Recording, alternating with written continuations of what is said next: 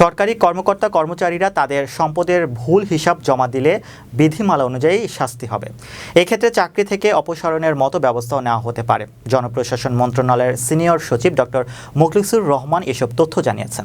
মন্ত্রণালয়ের সম্মেলনের কক্ষে সংবাদ সম্মেলনে সচিব জানান, সরকারি কর্মকর্তা কর্মচারীদের আচরণবিধি 1989 অনুযায়ী প্রতি বছর 31 ডিসেম্বরের মধ্যে সম্পদের হিসাব জমা দিতে হবে। তবে এই বছরটা জমা দিতে হবে 30 নভেম্বরের মধ্যে এবং সিলগালাত খামে করে। সম্পদের তথ্য জমা না দিলে অথবা ভুল বা মিথ্যে হিসাব জমা দিলে তার বিরুদ্ধে কী ব্যবস্থা নেওয়া হবে এ বিষয়ে সচিব বলেন, লঘু দণ্ডের মধ্যে প্রথমে রয়েছে তিরস্কার করা। এছাড়া চাকরির ক্ষেত্রে পদোন্নতি হবে না, আর্থিক ক্ষতি আদায় করা হবে। গুরুদণ্ডের মধ্যে রয়েছে পদ থেকে নিচ নামিয়ে দেওয়া, চাকরি থেকে বরখাস্ত, বাধ্যতামূলক অবসর ও অপসারণের মতো পদক্ষেপ। তিনি আরও বলেন, যারা ফাইন্যান্সিয়াল জায়ান্ট হয়ে গিয়েছিল তারা সতর্ক হবে। দুর্নীতির লাগাম টেনে ধরা সম্ভব হবে। সম্পদ বিবরণী অতি গোপনীয় তথ্য, তাই এক্ষেত্রে তথ্য অধিকার আইন প্রযোজ্য হবে না বলে উল্লেখ করেন।